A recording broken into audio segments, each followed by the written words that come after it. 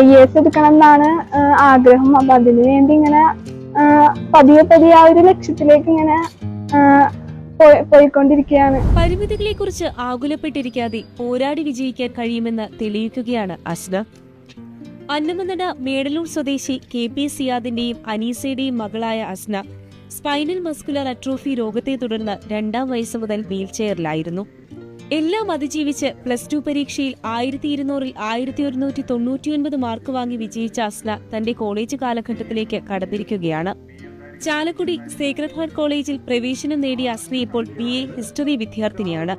Civil service നേടിയെടുക്കുക എന്നതാണ് അസ്നയുടെ സ്വപ്നം. പരിഭ്രമത്തോടെയും ആശങ്കയോടെയും കലാലയ ജീവിതത്തിലേക്ക് പ്രവേശിച്ച അസ്നയ്ക്ക് കോളേജിൽ സ്നേഹോഷ്മളമായ സ്വീകരണമാണ് ലഭിച്ചത്.